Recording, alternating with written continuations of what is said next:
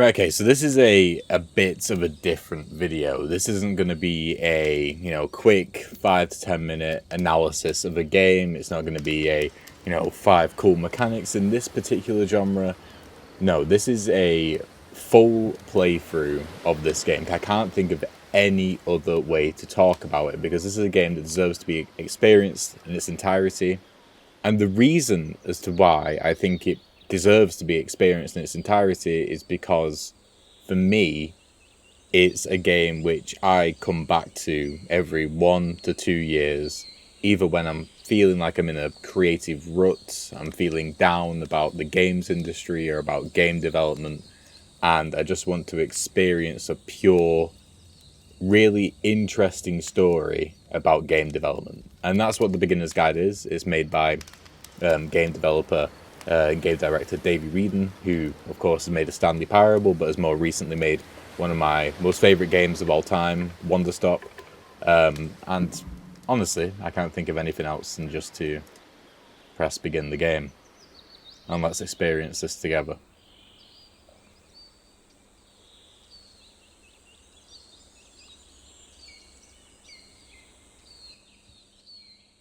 Hi there.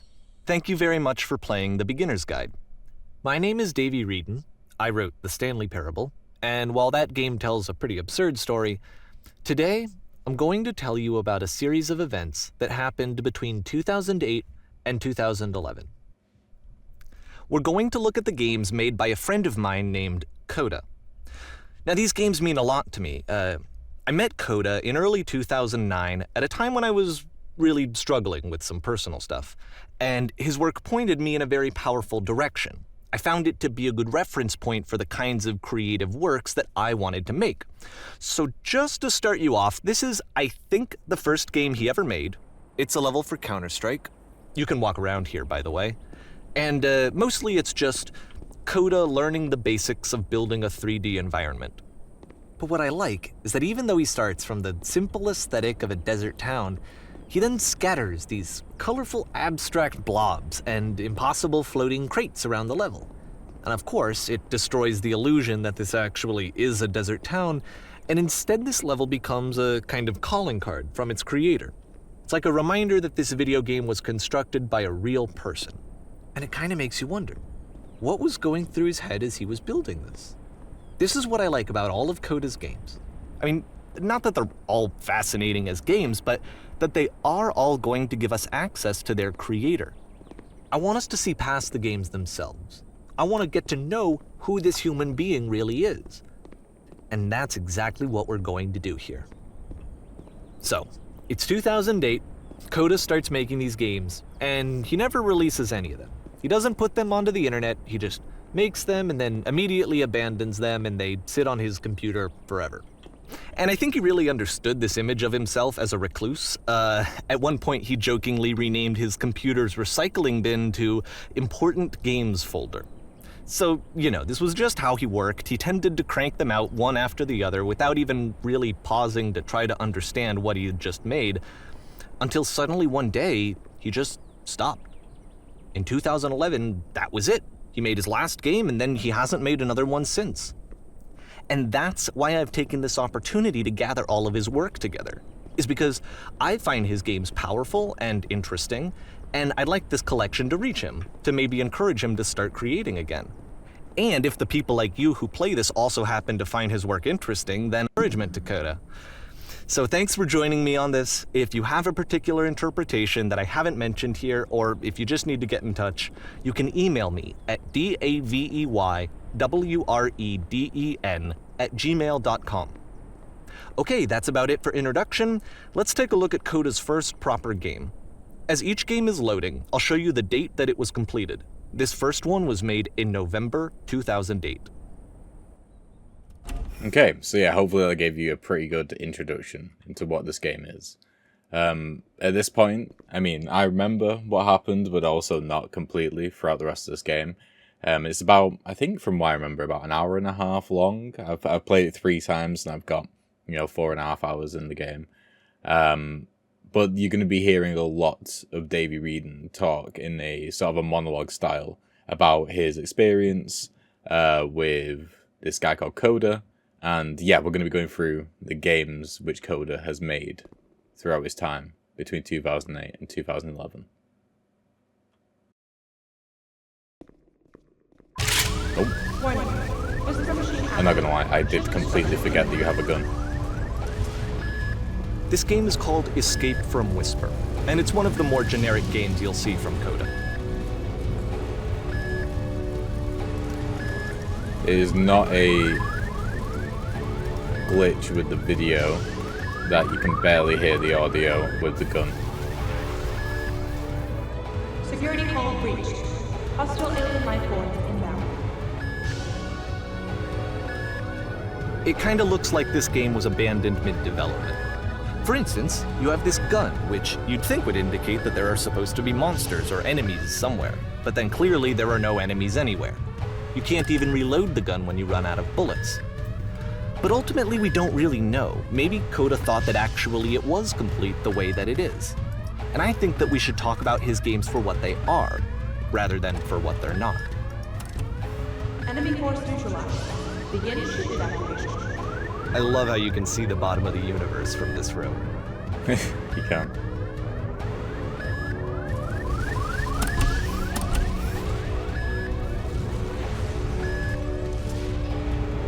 This is very Source as well. Apparently this space station has a labyrinth on it.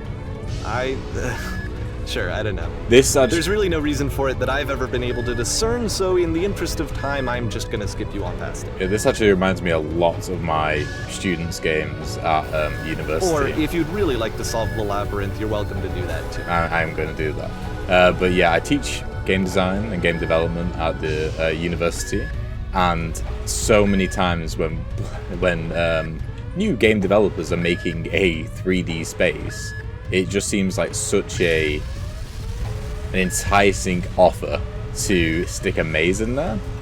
I suppose it's something to do with like their sort of interpretation of what makes like complex level design, or you know, maybe they're trying to capture the feeling of being lost that they find in other games which aren't actually designed like a maze but feel like a maze, and they're designed to feel like you can get lost, and that's their best attempt at it as someone who's completely new to game development, game design, and level design in particular. I should not have gone back into this maze because now I have no idea how to get out. But immediately this is something which I can really relate to as someone who not only has gone through the process of becoming a game designer and becoming a level designer, but who also has like consistent access to people who are on that journey as well. I assume it's this way. Yeah, there we go. Okay, this is the part that's interesting. The game has this narrative about the Whisper machine and how it has to be turned off, and then you get to the engine room. Hey, you there, in the engine room. You could save us all. That beam is powering the Whisper machine. We could disrupt it by introducing a great enough heat signature. If your body could stop the beam. It's so much to ask, but for all of our lives, would you do it?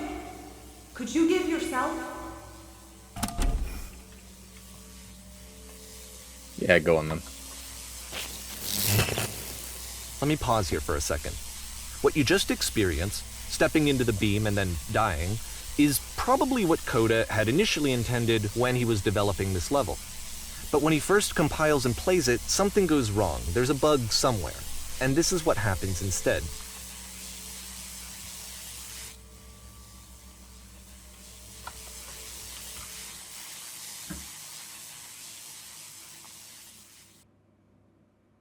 There's a maze that we were just in. The beam causes you to start floating. And this is an important moment for him. Because yes, this is technically a glitch, but Coda identifies something human about it, like how small it makes you feel in the face of this larger chaotic system. Or this floating could be the afterlife, a peaceful place, juxtaposed against all of the hysteria that you've just had to traverse. I don't even know. I have no idea what he was thinking, but what's clear is that after making this, something lodges itself in his brain. He wants to do more of these really weird and experimental designs. So he stops work on this and moves on to a stream of tiny little games that go in all sorts of directions. Let's go ahead and take a look at the first game he made after leaving this one behind.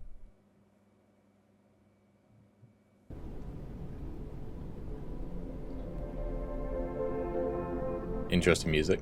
Yeah, so like as I was trying to say before Davey interrupted me, is that if you've never played a game that was made in the Source engine before, that you probably have, you might just not fully recognize that you have.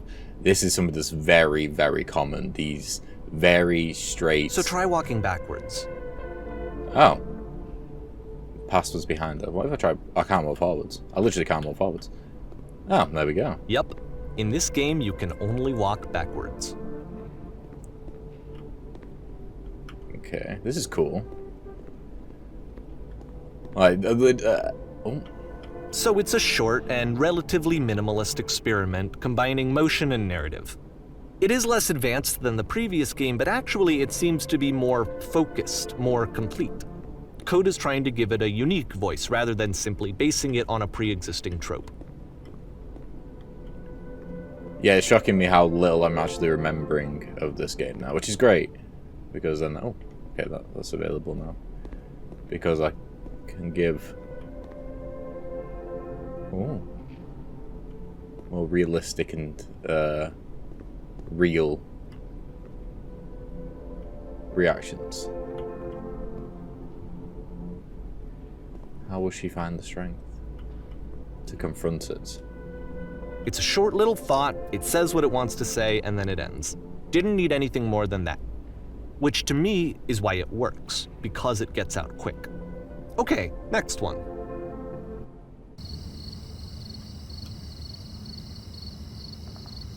Okay. Ah, right, I can move. The W key actually works now. You are now entering.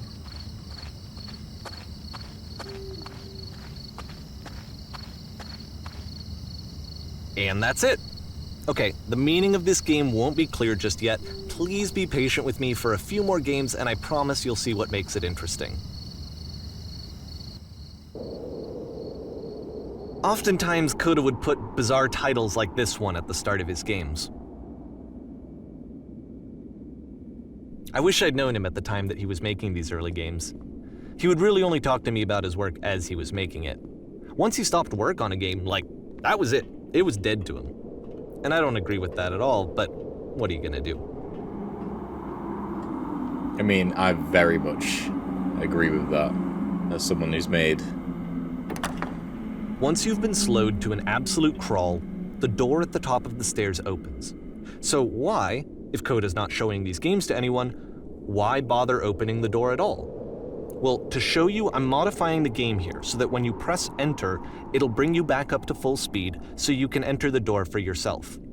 Interesting. So yeah, as someone who's made many games before, that feeling when as soon as it's shipped, you just want to just forget about it and never think about it again is something which I deal with constantly. So that really resonates with me. Stand on the X to bear for 3 hours. Staring at a bear for 3 hours. Oh my god. A button you press to stop the chaos that doesn't work. A room that's warm and nice and filled with little ideas for games.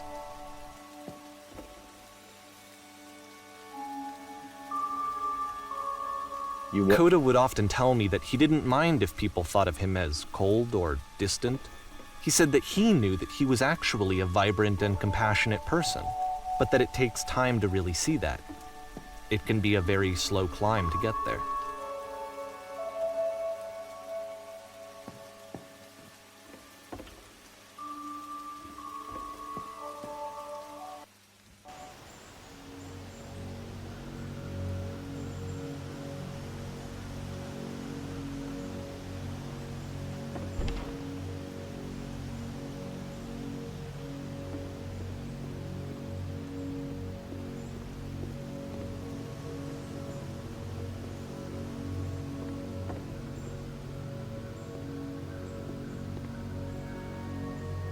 Well, this is new for Coda. It's an actual puzzle.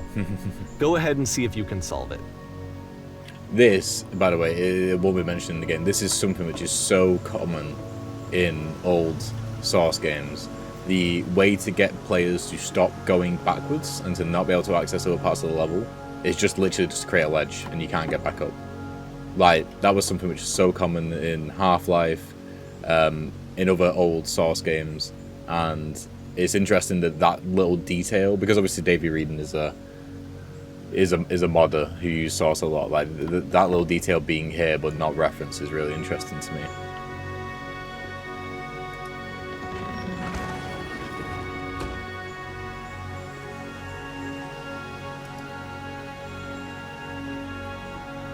Oh, okay. Was there another switch?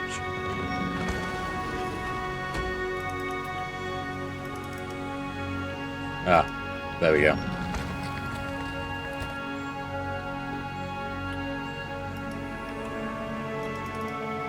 Oh, there it is.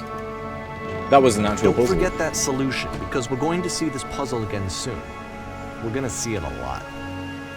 So we've got 3 dots here, which are just completely not referenced at all. Interesting. Here we go, we've got the ledge again.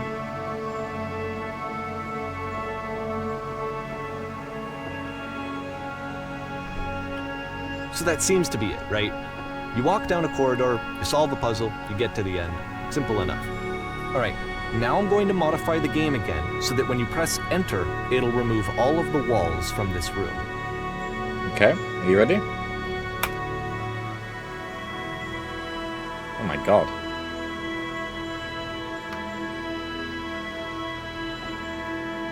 How about that? There was more to it than we had any way of knowing. I actually find it funny that this game comes after the Stairs game, since they essentially convey the opposite idea. So, in the Stairs game, a dull exterior concealed a rich interior, and then, in this level, a dull interior hides this fantastic outer world. Either way, I think that the point is the same, is that most of the time you don't get to know what you're missing, or even that you're missing anything. That's not your role as a player.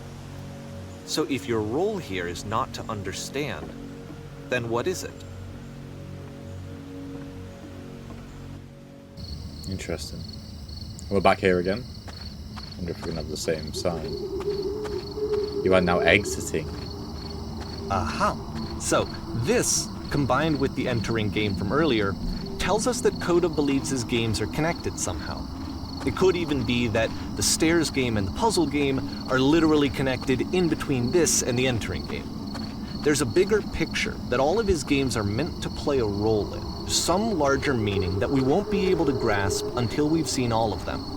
And once we have, we can step back and start to understand what exactly that bigger picture is. Now that's something which just really excites me in general. As someone who will probably never make something like this, to be able to have a collection of ideas which actually mean something together. Like, I'm not saying that that's even what's actually happening here. It's just more so, you know, the idea of being able to have ideas which transcend the game itself into other games that you make. For me, it's just really inspiring. But now we have a house and nothing else. Let's talk about video game development for a second. Every video game runs on what's called an engine, which determines what the game can and cannot do. So in other words, the engine is a set of tools for game development. To make all of these games, Coda is using an engine called Source. Like all engines, Source has certain things that it does well, and it has certain things that it does poorly. One of the things that it does very well is boxy linear corridors. That's why so many of Coda's games are set in these large, flat, empty rooms, is just because he's working with what the engine does well. The tools available to the creator shape what kinds of creative work they're going to end up making. You might consider paying attention to the architecture in Coda's games, to notice how they seem to stem from an engine that's very good at producing linear, boxy corridors.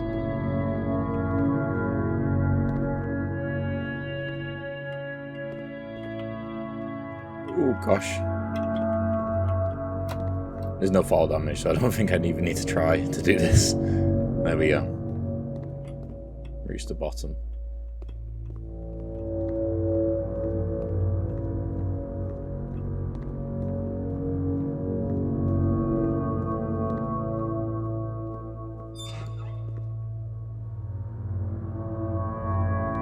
I think this is the first time where I really start to feel how ominous this game can be.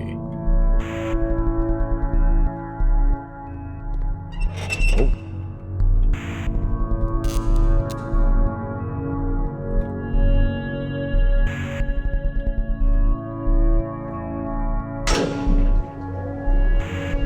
I didn't even see a lift there.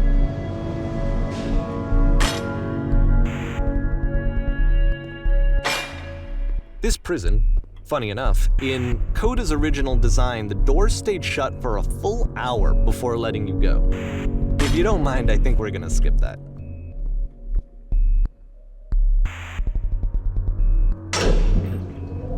This is something that he and I used to argue about a lot. You know, whether a game ought to actually be playable, whether it means anything if no one can get through it. And I would always defend that, you know, all this work goes into the game, why not make it playable and accessible? And so we just got into heated arguments over it, and there was one time that after one of these conversations, he went home, and a day or two later, he sent me a zip file entitled Playable Games that was full of hundreds of individual games, each of which was just an empty box that you walked around in and nothing else. Believe me, I played every single one of those just to find out if there was like a gag hidden somewhere. There wasn't. It is always like the... I don't even think for most developers, but definitely some developers who I've spoken to, and, you know, occasionally myself sometimes, where the idea doesn't come from like a player-first perspective, which can sometimes be good, but there's always that question of whether or not the game, you know, should be playable first, should be fun to play first and foremost. And at the same time, though, even some of the ideas that we've just seen have really, you know, if they were more playable... It's the puzzle again, with the exact same solution as the last time. If they were more playable, they wouldn't have had nearly as much of an impact. And so it's interesting to consider. There's still no clear indication of what makes this puzzle so special that Coda is going to return to it over and over. But I promise I'll share with you my interpretation very shortly.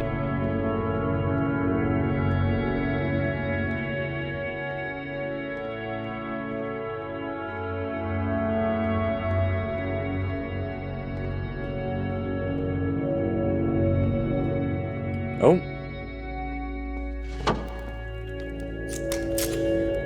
You there, did you come from above? Here, Coda begins using a What kind was of up there? dialogue system that he fashioned out of the engine's chat capabilities. Use the 1, 2, 3 buttons on your keyboard to respond.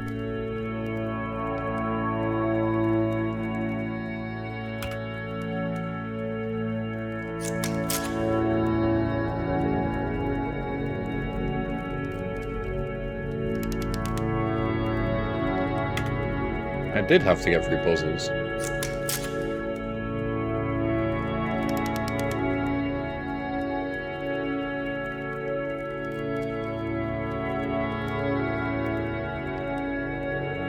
All three options and not letting us tell them how we solved it.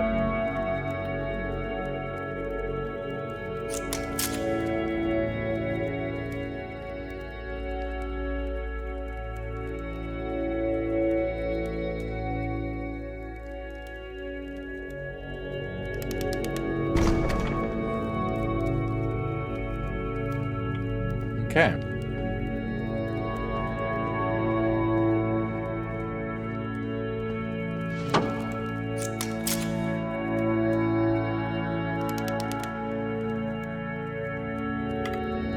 Yes, there was a puzzle.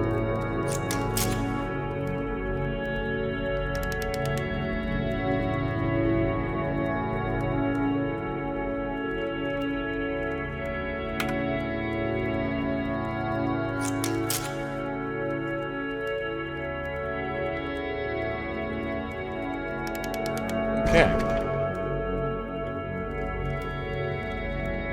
The space between the doors was designed with intent. probably symbolizes. And so we make one last descent down to the final floor of the level. Symbolizes being between ideas, or being between games, or being stuck.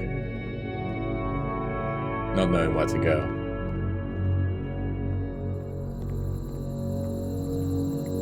I'm just gonna do something slightly. I'm just gonna...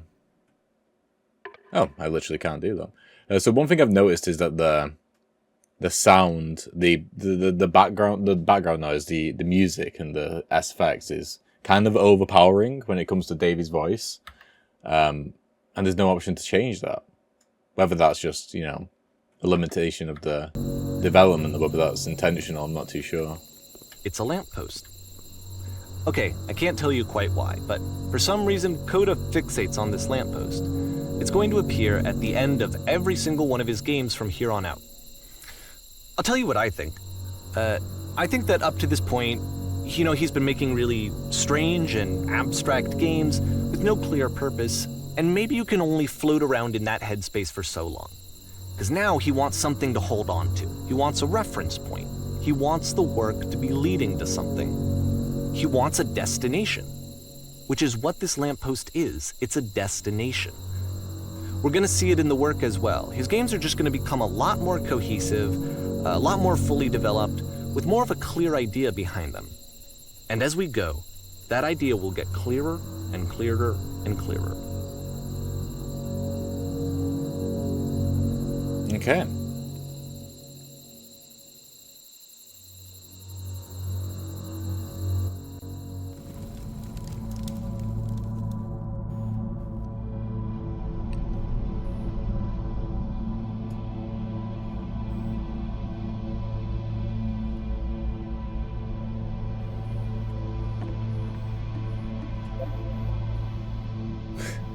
Damn, got roasted.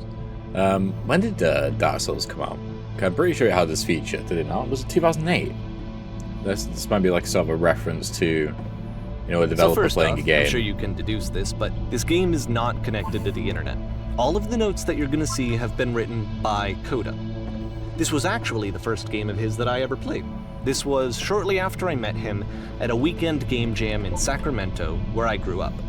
I saw him working on this very level, and it was just so different from anything that anyone else was doing. So right away I was like, I have to be friends with this person. In retrospect, I think I was probably a bit too pushy trying to get his attention. I was over-enthusiastic. But he was very gracious about it and very patient with me. And I cooled off eventually. Oh, feel free to skip over any of these notes if they're not doing anything for you. Nothing extra is going to happen if you read all of them. Either way, to me they convey a sense of loneliness. I see this person who's filled with thoughts and feelings and beliefs and has no way to express them except as scattered and unheard voices in a game that wasn't meant to be played.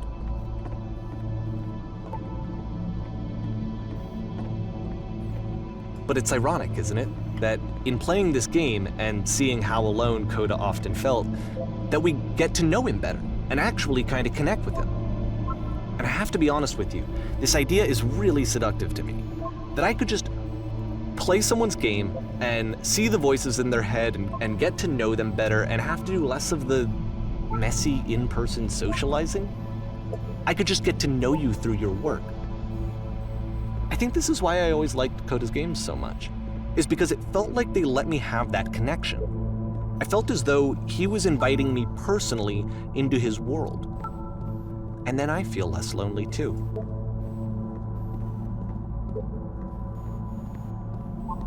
That's something interesting as well, isn't it?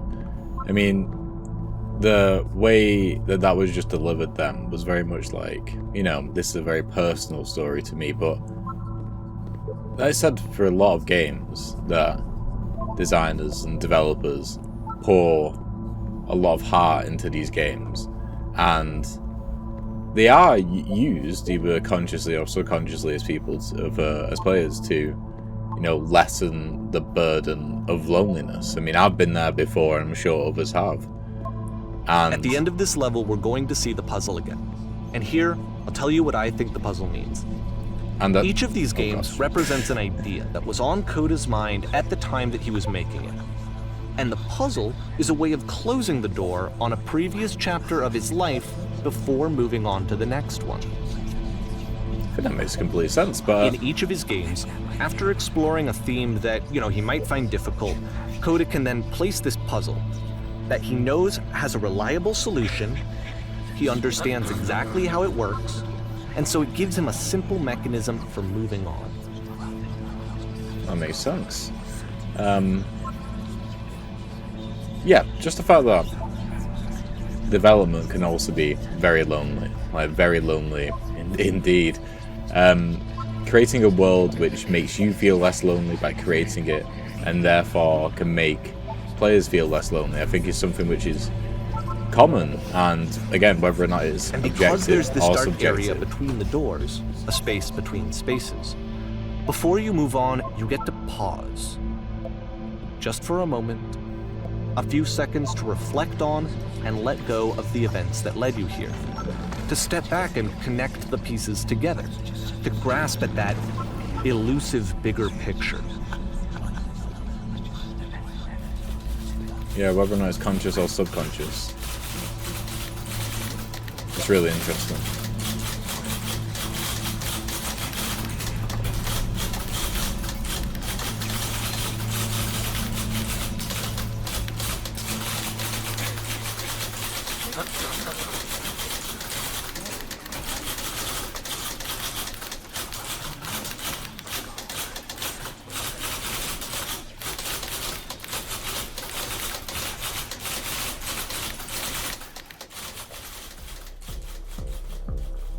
Okay, this one is tough. It's gonna kinda just spin its own wheels for a few minutes. Hang with it. Okay. So a photo of a city, of the outside world. You're blocked off from the outside world, which is a well. And purposefully we can see over there something which I don't think anybody could actually describe. No. I mean, it looks like just a combination of platforms with a really weird texture. Is there anything to interact with? Again, an empty room. Oh, here we go. Same texture as what we saw outside. The same picture as well.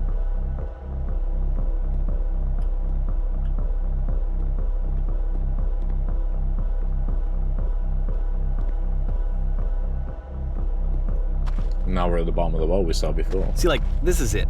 The whole game. And there's nothing that's particularly interesting about it. You just walk to the end of a hallway. Except, for some reason, Coda gets really fixated on this prison that has all of this modern furniture. And I don't know why, but he decides he needs to revisit this prison. He's gonna start over, use the same assets, turn it into something else. Okay, cool. Here's version 2. Same well.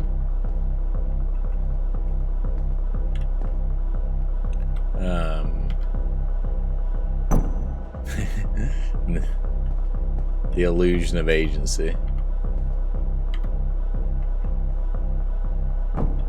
That was not a huge picture of a horse.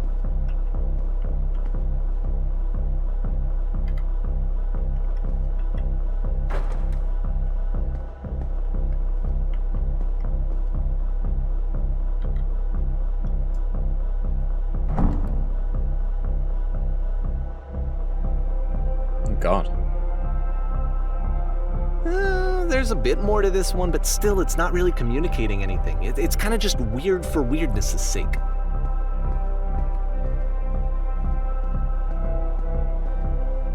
So, okay, he throws it out and starts over.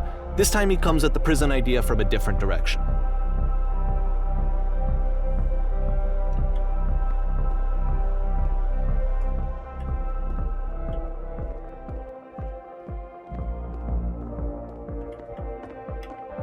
Okay.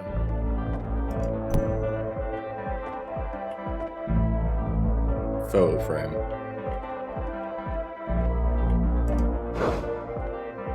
I'll turn the floor lamp in this room off and turn it back on.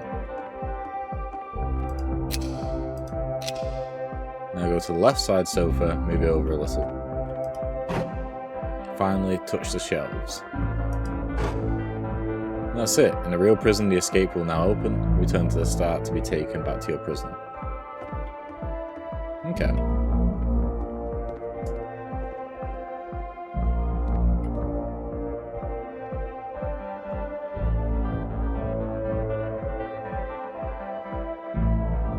And of course, now the table is gone and you can't begin the chain of events to escape.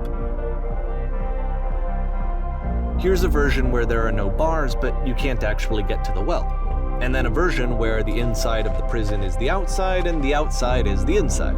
God. Let me just blink you real quick through a few more of these. I mean, he really unloaded on this prison idea. There's nearly a dozen.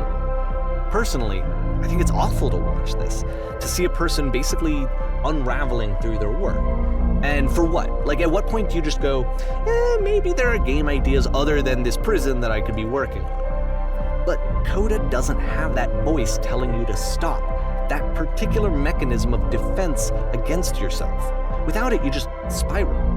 And so he keeps going and going and going and going and going, and then he hits on something. And he likes it. And that's it. He's done. He stops making prisons. This is the very last version of the prison game that he created.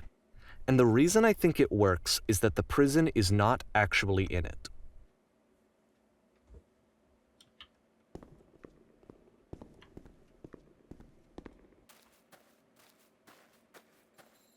We have a lamppost. We have a maze, which isn't really a maze.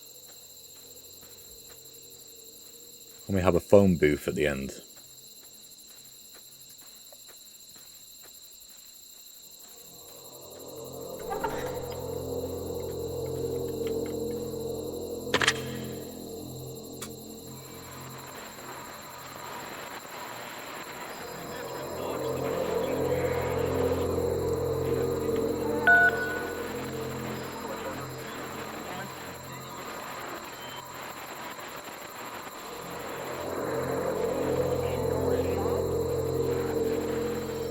It's a conversation. And so this is what Coda wants, is to be able to talk to someone, to share what's on his mind, and to get some good advice from someone who knows. But the irony is that even in this scenario, you're still talking to yourself. You know, all of these games so far are Coda talking to himself.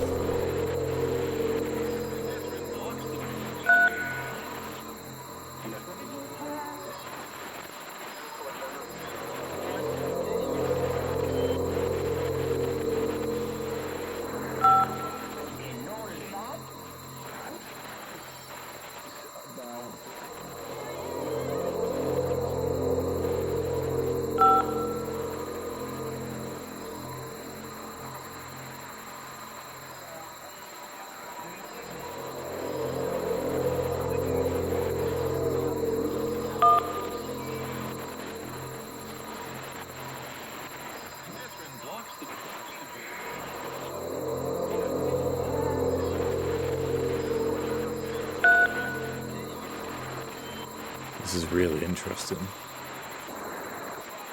You really, in a strange way, do feel like you're talking to a past version of yourself, the version that just went through all of those prisons. I can see why he considers this a fitting conclusion to the prison games. After all of the obsession and frustration, just to be told by someone you can trust that things are going to be okay. Wouldn't that be nice? So what would it look like if Coda wanted to make a game about talking to someone other than himself?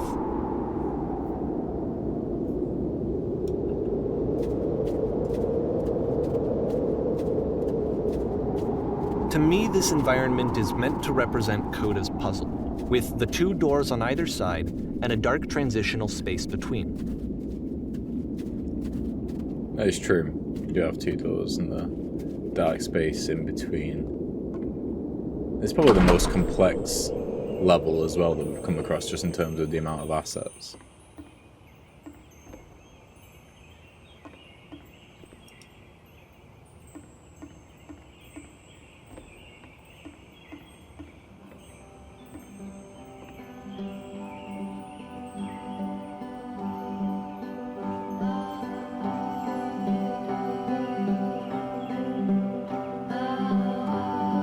you'll notice that the quality of the art is a step up from previous games, follow. including this new and improved chat system, which he started using from this point on. From here on out, he begins putting much more effort into the visual polish of his work, and this particular game took 2 months to create as a result.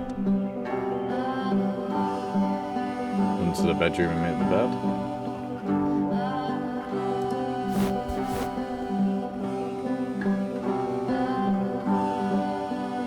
Straight up the rug. I really like the music.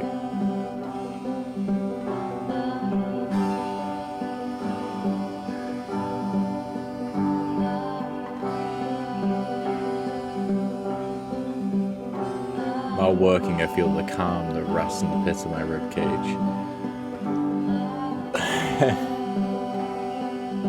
Tidy the couch.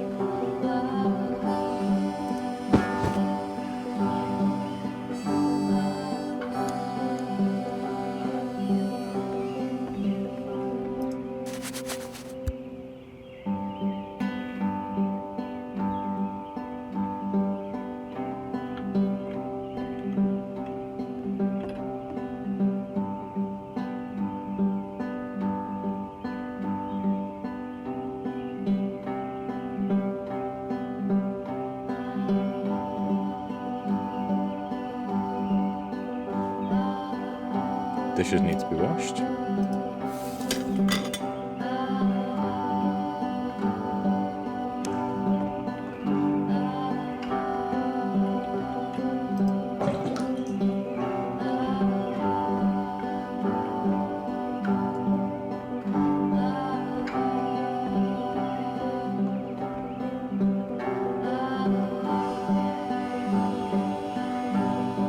Oh, there we are.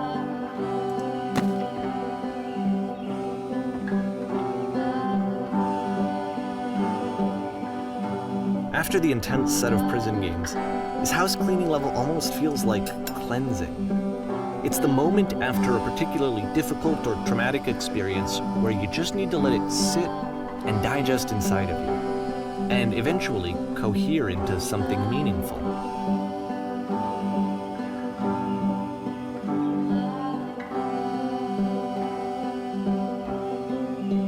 I know that Coda really liked this game. Of all of his work, actually, this was the only one that he called me up to ask me to come over and look at it. This was during a period of a few months where he was like grossly happy all the time, just walked around with a constant smile on his face.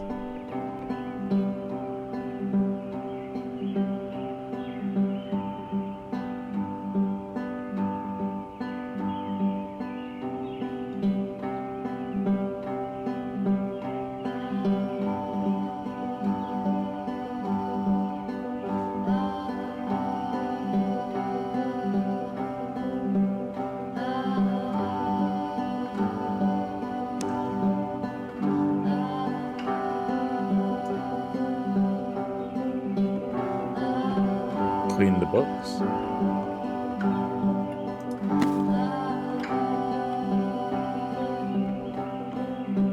I'm glad he made this. I'm glad he found some peace.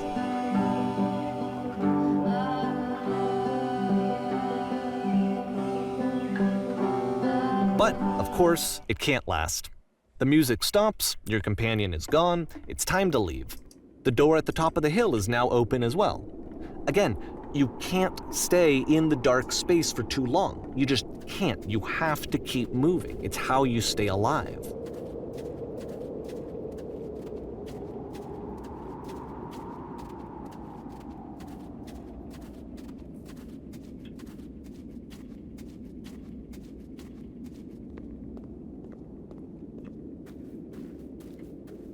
Which is the whole point of the puzzle doors, right?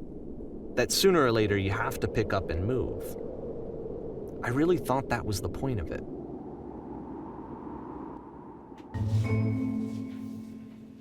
This one gets a bit goofy. I can't move.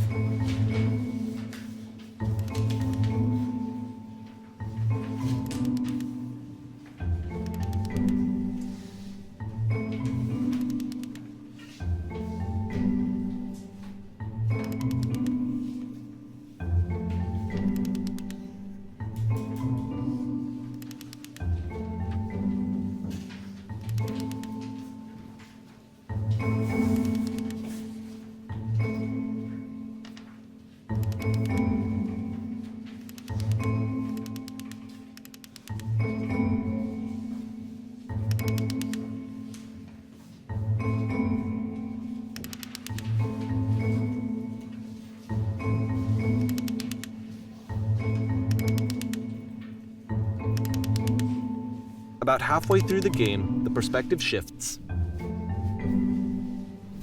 Oh my god. I completely forgot about this.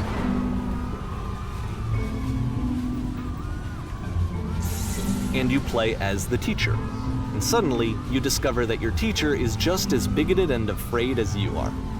Oh, and also you can move around the classroom now. Oh, I can't.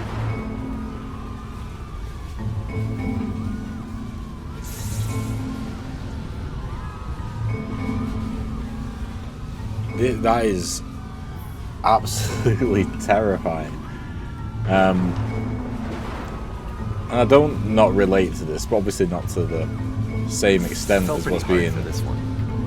I feel like it's one of the most relatable experiences that you can have. Yeah, I mean, To assume that some other person is perfect and totally fulfilled in every way, and completely miss all of the little flaws that make them painfully human. I think about this game a lot these days. yeah. Like, that's the thing. Like, let's pause it. I teach at, like I said earlier in the video, I teach at university, and it's one of those interesting things where I teach game design and game development, and I am obviously further ahead in like the linear path of time than the people who I'm teaching are, and so there's that sort of perception that, I mean, I remember having it for my teachers as well when I was doing the exact same degree. And we're thinking, wow, these people are so much better. Like when they would just like whiz over when I'm working on something in Unreal and just completely fix the problem I had, or just talk to me about a design problem. It's like, oh wow, that just makes complete sense. Or I don't know, I was in ZBrush and they taught me how to use the basic functionality of the program. I thought, wow, that is absolutely incredible. But then when, you know, I'm a teacher now and thinking, my God, there's a lot of times when a student will ask me a question and either I'll have initially no idea how to solve it, or it's kind of like, I don't know what words I'm going to say one after the other. And it can be a bit terrifying at times. And when you, especially when you first start, I mean, I've been doing it for a few years now, that visualization of the end of the lecture hall being kind of like the abyss, like a black hole, that you're staring into with fear, is not too dissimilar from what it actually feels like. And I completely forgot that this was part of the game, and that's just hit me. But anyway, we'll just continue. This one took a lot longer than all the others for Coda to make. It was 4 months between this and the last one. That's twice as long as it took him to make any other game before this, and it's not like it's particularly complex, so I remember I found that a little strange at the time. Not gonna lie, that fucking proper shit me up.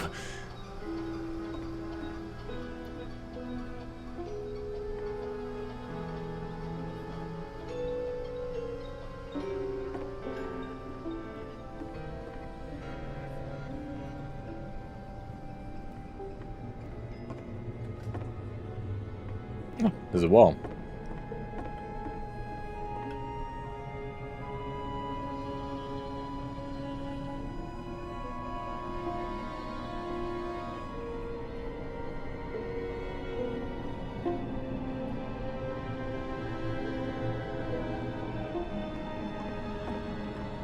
Something as well, this is like completely artificial, but it's just something I love in games. The sort of the like liminal aspect of stuff not being in an environment than stuff being there is something which I really want to do in the future in any of the games which I work on.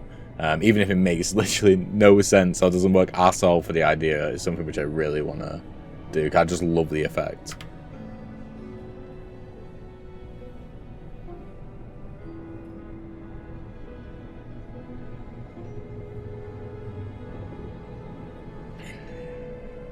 Be a human being is something which has been said to me before in situations like this.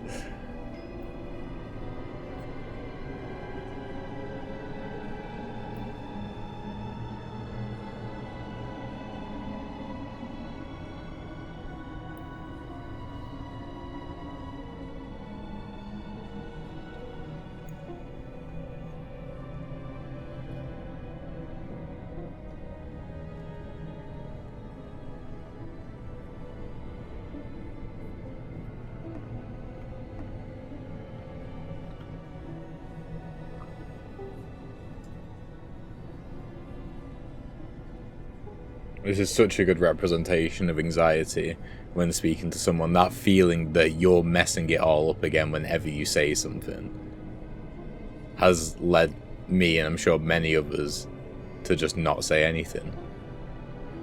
Ever.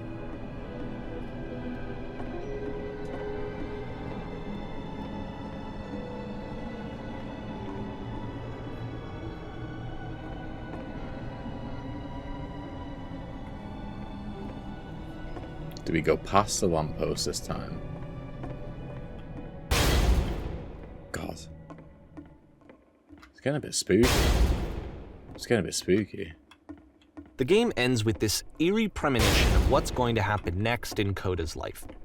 The solution to social anxiety, to fears of having to perform and having to chase success, the answer for Coda is to withdraw, to hide himself away. Which is what leads to scenarios like the stairs that slowed you down several games ago, where it just becomes harder and harder to access Coda's inner landscape because he keeps retreating. He just keeps backing away from possible connections to anyone other than himself. And to be honest, I didn't consider it very healthy when I first played this game. You know, it looked to me like he was trying to justify the idea of just disconnecting yourself from the world. And that wasn't what I wanted for him or for his games. Because I feel like a lot of his games are inviting me to connect with this person, to bring him closer. But what can you do? After this, Coda went off and took another 5 months to make a new game.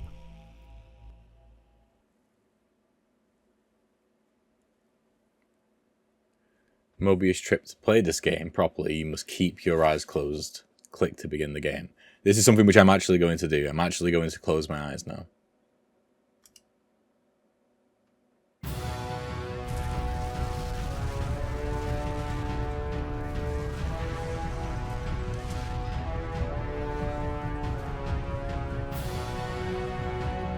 I'm going to move the mouse, but my eyes are still closed.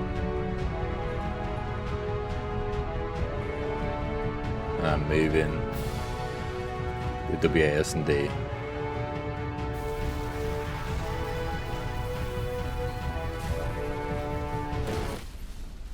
Okay. I'm gonna open my eyes now. You should probably open your eyes if you haven't already. It's pretty much impossible to solve otherwise. And there is a solution, by the way. No, the giant door is coming for us. In here?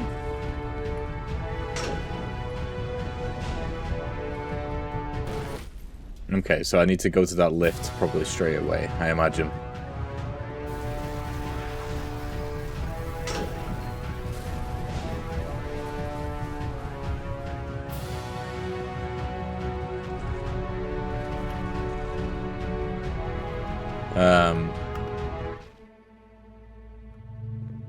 There we go. I can't keep making these. Like I said, I was getting concerned. First off, he's never been this explicit in his work about exactly what he's thinking. So where's that coming from? But then even weirder, his work has potentially stopped being an outlet for him. Not like he's having trouble iterating on ideas, but he literally just can't think of new ideas anymore. And in person, he was being a lot more distant than usual. Like, you know how sometimes a person will just deflect anything that you say in order to keep themselves disconnected all the time? It was that kind of thing. Here was the point in my relationship with Coda where I really started to wonder if he needed my help in some way. His games are going to get more desperate from here on out. After this game, it's almost 6 months before he finishes something new.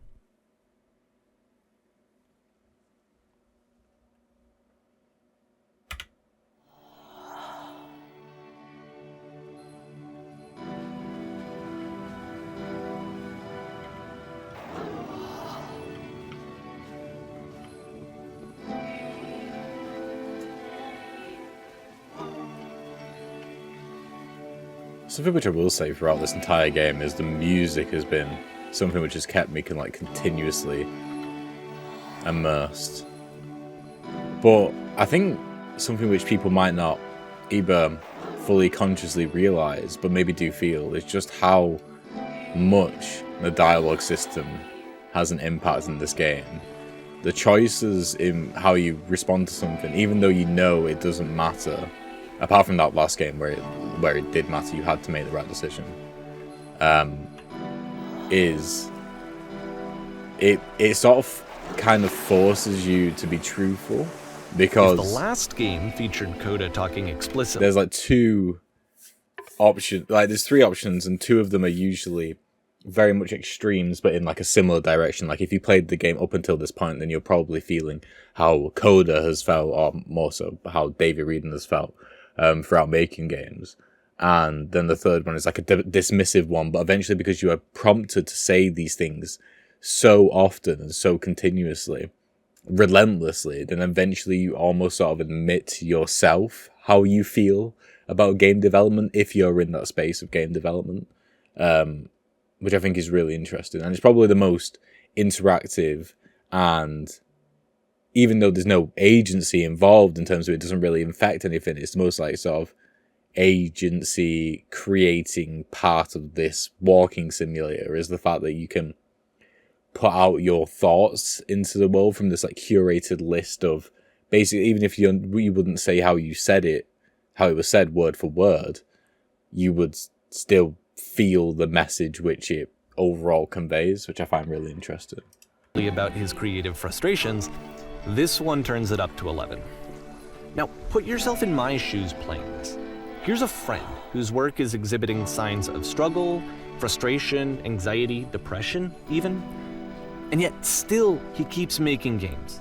He keeps throwing himself into the grinder even when he clearly doesn't have the energy for it anymore.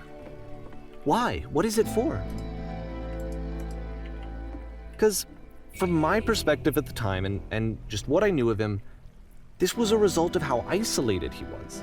He was in his own little bubble, just sitting at his computer all day, not really showing these games to anyone, not releasing them onto the internet, and so he didn't have anyone outside of himself to connect with. He had no outlet to ground himself on.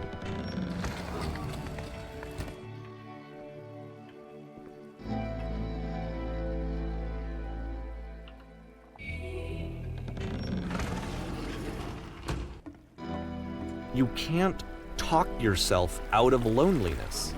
It doesn't work that way. You can't be the one writing both the questions and the answers. Then there's no movement. Then there's no circulation. If all of your anxieties are being channeled into your work, then if the work ever fails, you have no backup and you're just going to crash.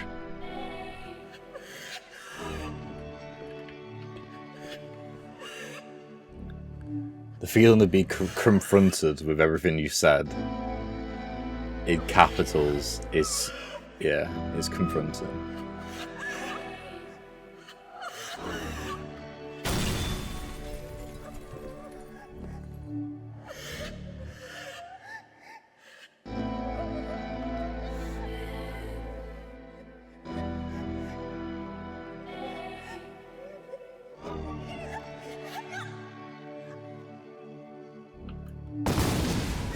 Forcing me to say that creation is easy in order to Seeing escape. this game at the time that he made it, it looked really unhealthy to me. I was watching him do this to himself, and I hated it. I hated seeing him so trapped. It's like, video games are not worth this amount of suffering. This is someone I really cared about, and I used to get so much joy out of seeing him create.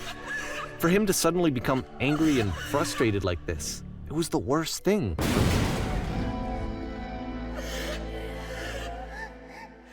I don't know. This is what I felt at the time.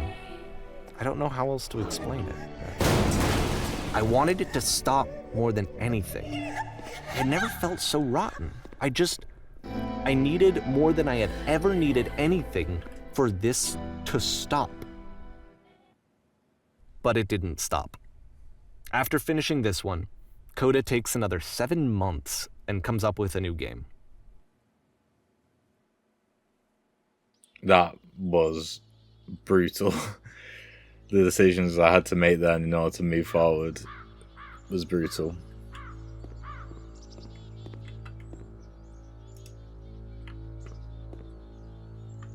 Now, the machine's been mentioned a couple times at this point.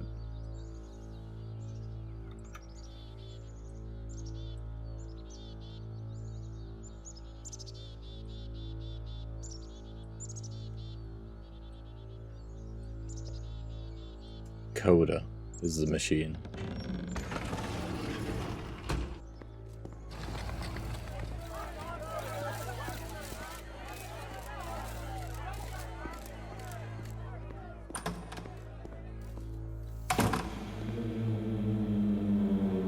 And of course, it's the machine.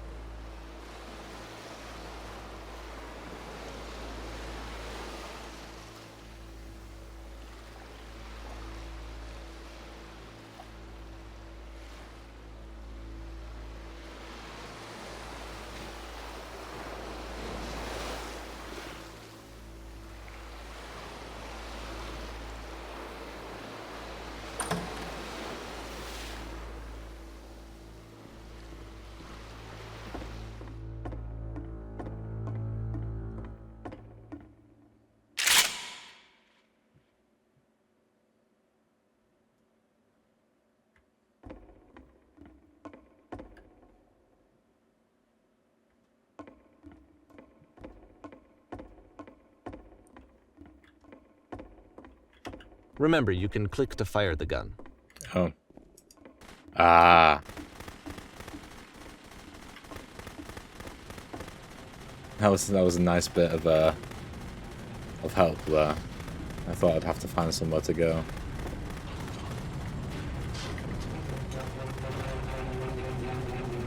So now the work is becoming self-destructive. Yeah, I was just gonna say, And I I'll tell can't think you, of an at the time angrier that I way first played this game, to shortly destroy after this. he made it, here's what I'm thinking to myself.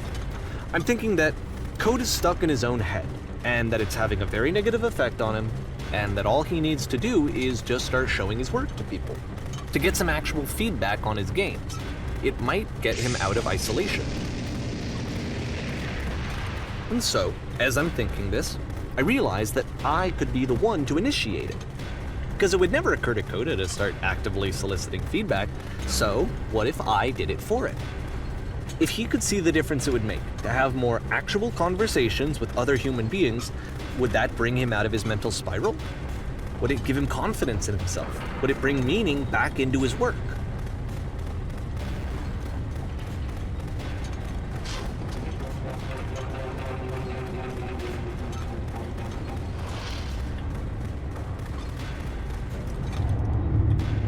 So I started showing Coda's work to people. I took this one, and the islands which you just played, the theater, the notes, the house cleaning game, and some of the prison escape games. I brought them to people that I knew and trusted. I asked their opinions. And the great part is that they really loved his games. You know, the point of it all is just to give him some external reference point, but they genuinely loved his work. There was nothing for him to be afraid of.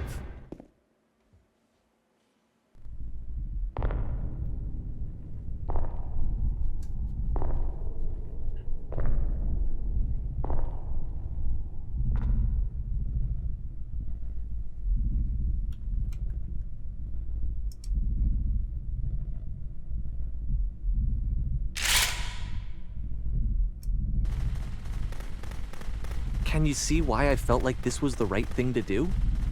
Because it's the thing that I always feel like I need, to be told that my work is good, that I am good. When someone really connects with a thing that I've made, when they see themselves purely in my work, there's nothing that feels better. And I got to give that very same feeling to my friend. I did something, I really felt like I'd done something good, like I was a good person. I felt like there was a friend who was in trouble and was unhappy and maybe didn't like themselves, and I could fix it. If I could give him this gift, maybe I could fix the problem. When they told me how much they enjoyed his games, it was the best feeling. It was the absolute best feeling. It made me feel so happy, so beautifully, beautifully happy.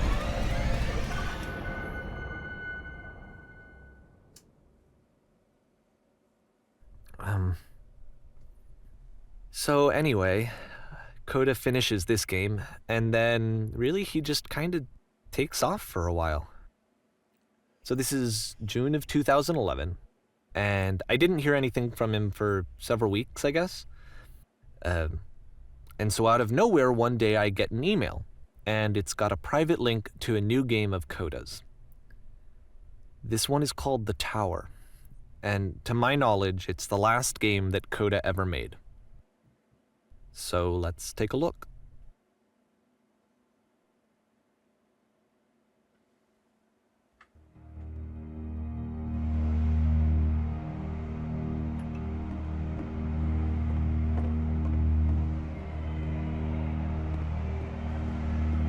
And this is where I have trouble saying anything meaningful about Coda's work. Because more than anything else, The Tower just feels distant. It feels like it's trying to distance itself from the world. It's a very cold game.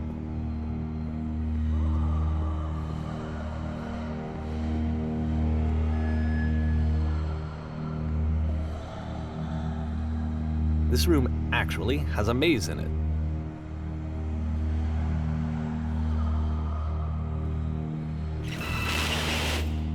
Except that all the walls of the maze are invisible. And then every time you touch one of the walls, there's this awful flashing and noise, so the experience is really miserable. The game goes beyond not being meant to be played, it actually seems to despise the player for trying to play it at all. But I do want to show you the rest of the level, so when you're ready to continue, press enter and I'll put a bridge over the maze.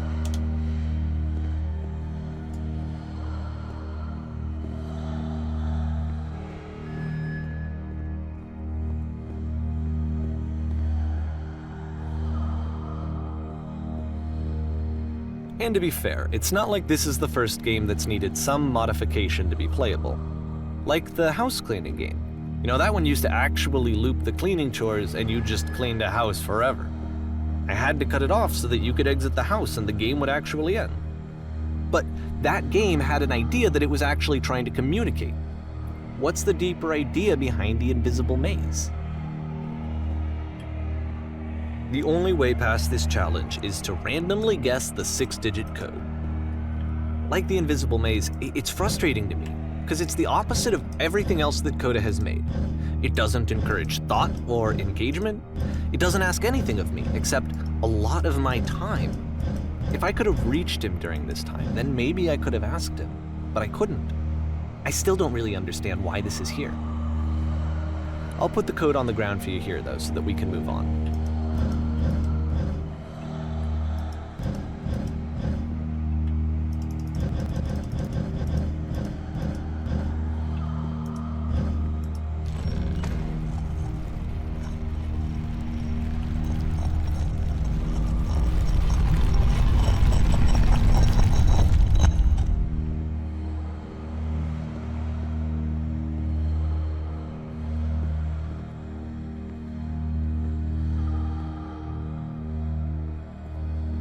The switch to open this door is actually on the other side of the door, meaning that it's literally impossible to solve from this side. So even if you somehow brute forced your way through the first 2 challenges, and you got to this point, there's actually just no way to progress. And it's scary for me, the idea of Coda cutting himself off entirely, just saying, you know, that's it, that's the end of the conversation, not giving me any way to fix the problem. I feel like a failure, I guess, when I can't fix the problem. But I can open this door for you, so let me do that.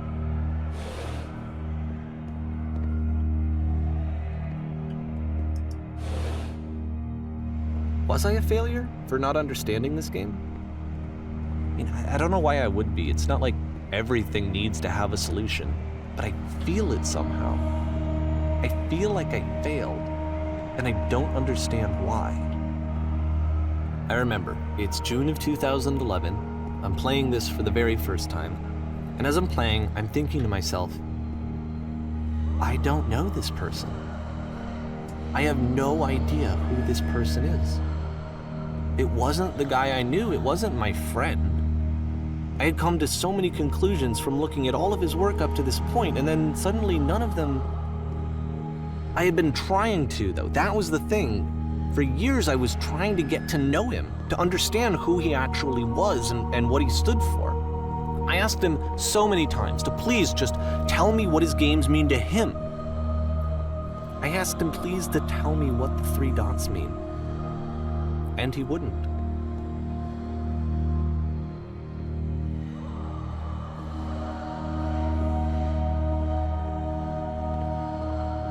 I just felt so strongly that if I could have connected with him, that if I could have somehow made his work my own, that I would finally be once and for all happy.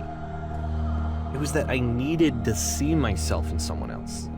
I needed to be someone other than me. But he stopped and left, and it felt somehow like I had failed.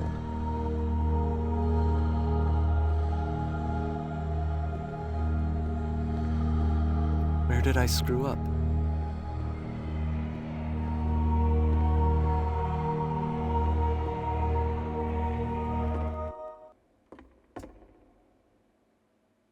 I'm the reason that you stopped making games, aren't I? It's because of what I did. I poisoned it for you.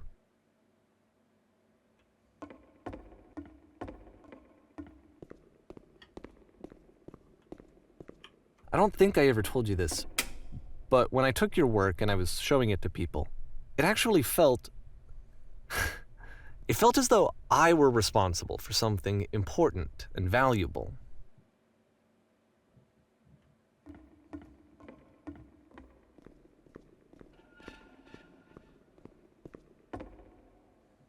And the people who played them, they treated me like I was important. They really listened and cared about what I had to say. Even though I was showing your work, I felt good about myself. Finally. For a moment, while I had that, I liked myself.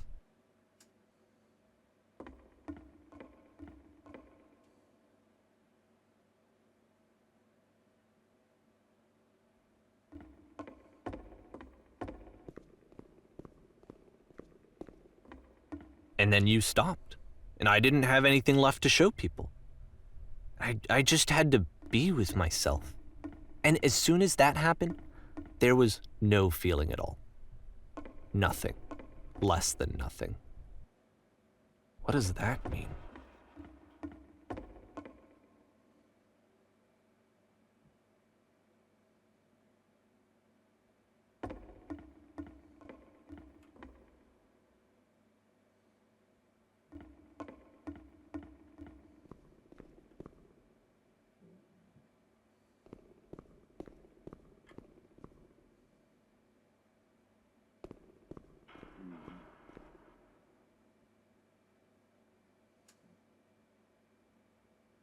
I'm afraid that I did something really stupid because I don't like myself.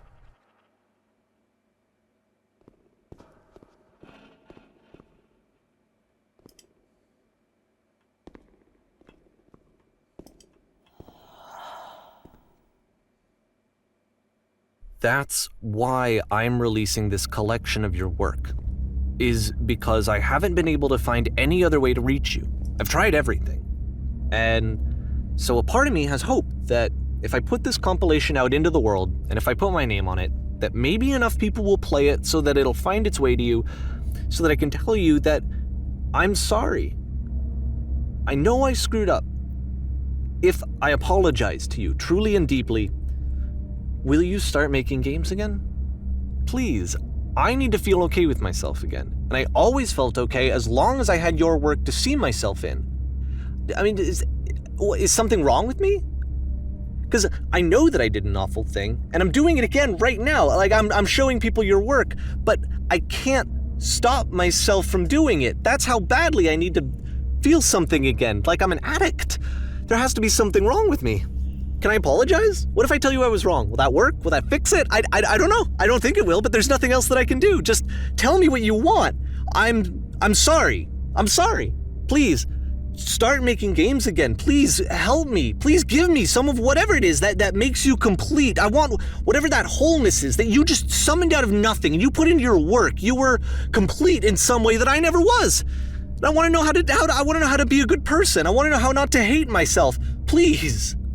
I'm fading, and all I want is to know that I'm going to be okay.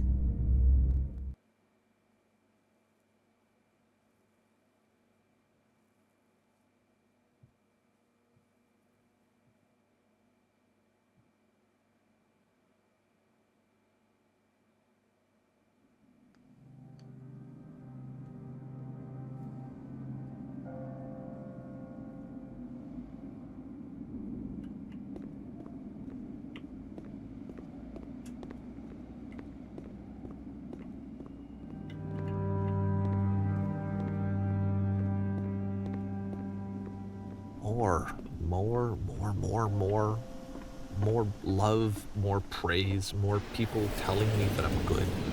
Always more. It's like a disease.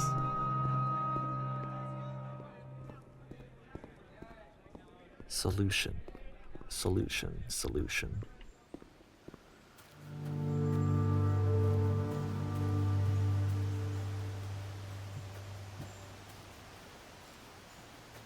I guess if someone had told me ahead of time that he just really enjoyed making prison games, maybe I wouldn't have thought he was so desperate.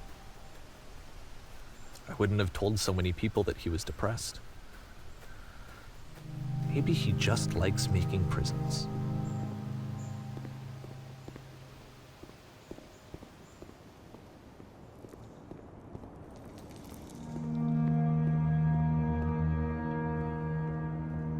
Even now, the disease is telling me to stop. Don't show people what a shitty person you are. They'll hate you.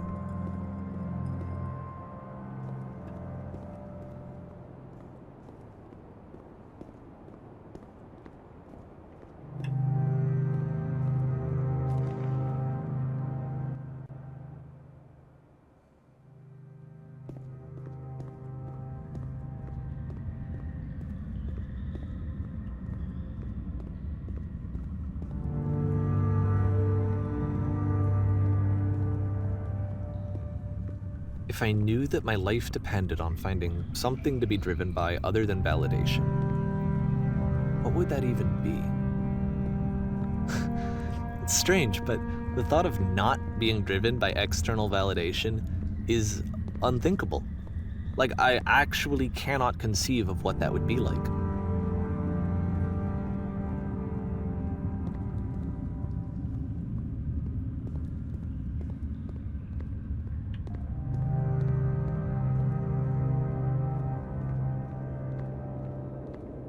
What now?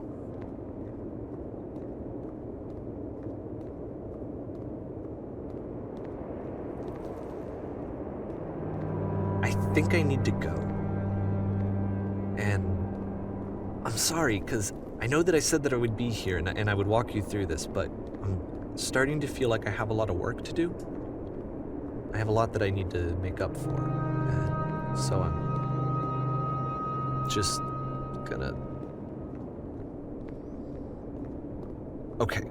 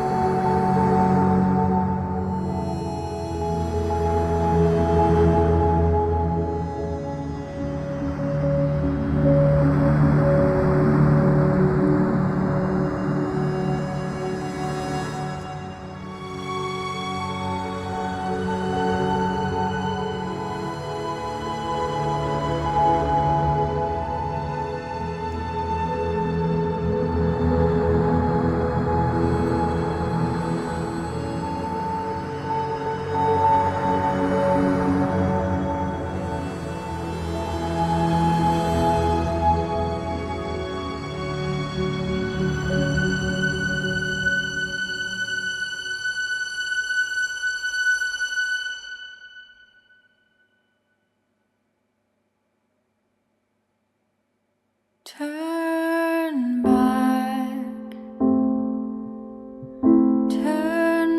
from this cave.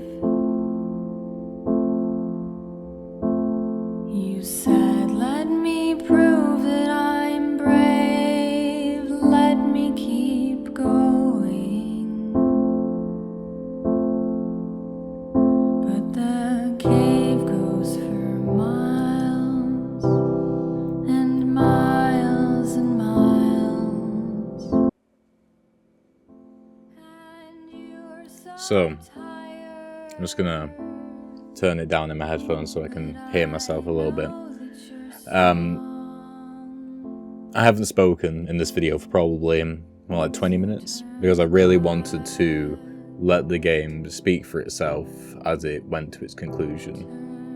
And regardless of what the story is, which is clearly, it turned into a story about how Davy Reedon very much has his own, demons, has his own struggles when it comes to why, not just why he makes games, but also how that motivator of external praise and external validation can be sometimes a positive, but oftentimes a negative. And that is something which I think every creative really struggles with, especially if you are in a position as an indie developer or as a developer who's going out on their own and they're trying to make a game with no real other motivator, no financial motivator, because there's no money there. I mean, obviously there's the promise, in quotes, of money once the game comes out. But really it is just that validation that yes, even if, no one will hire me, even if my company just made me redundant, which is ever more common nowadays, I can do this. I can make something that is worth playing, worth people's time. And I think this game is a great sort of, firstly for me, I find it incredibly inspiring because it's a game, like just looking at it from the lens of it actually being a product, it's a game which is, less than 90 minutes long. It's so simple when it comes to its systems, its mechanics, and the way it looks as well. I think most people, even if they're not an artist, could make a game which looks on the same level as this. Yeah, it does so much with that real estate that it gives itself. It does so much with the time that it has, with the mechanics which it has, and it's all through design and it's through narrative, which are they're so strong and oftentimes undervalued when it comes to the power that it can give you when you make games. If you can design and write well, provide that context and give something that the player can interact with, which is meaningful, then that context and that interaction can make any game, regardless of how it looks, regardless of any other systems which, in quotes, it might be missing, it makes it worthwhile. It makes it worth the player's time, which for me is one of the main sort of tenets of any game, is making sure it's worth the player's time. But the individual games that you play with the beginner's guide, for me, are all inspiring in their own way. They all convey their own interesting ideas, and yes, the point of the narrative of the overall story is that maybe they weren't as deep as they were, and that was instead Davy's sort of perception of that. But they all made you feel something in some way, and these were games which were, 30 seconds or like 2 minutes at a push, yet they left an impact. Some of those games in particular really made me feel something. I had to stop and talk about them. And if you go at it from a perspective of that's your goal, is to make the player feel, make the player experience something, then I think oftentimes you can make something which isn't bogged down by all these systems, by all these prerequisites that you feel like are required due to a genre or anything like that. And really, I played this game to experience for me, a really good story and what feels like a very personal story. but also as inspiration. Like, it reminds me that as a designer, I can really make something which can have an impact without the necessary skills or requirements to be even a high quality indie, or like the perception of a high quality indie or a double A or a triple A game. That's not something that's required in order to really speak to someone. And a lot of people know this and a lot of people feel this, but it's great to be reminded in such a elegant, concise, and just like sort of potent way. And that's one of the reasons why I played the Beginner's Guide pretty much yearly. And I wanted this video, the reason why I didn't speak very much throughout this video, like I spoke maybe a bit more at the beginning, it felt like I had to, just because this video is so different to the rest I do on my channel. But the reason why I didn't speak very much is because, you know, whether people have the ability to play this game, because it's on Steam only, with no controller support, so you can't even play on Steam Deck. Whether they don't want to pay for it, which is, you know, something which is valid, especially in this day and age, because it is, I think it's £8.50, and it's an hour and a half of game. If that's the way you measure a game, then, you know, it might be better to watch it. But this video was also just to let people know about this game. Pretty much every single person who I spoke to in or outside of the industry has surprisingly never heard of the Beginner's Guide. I think I've told 50 people to play it. I think one person has said that they have, and maybe 2 people have said that they know about it.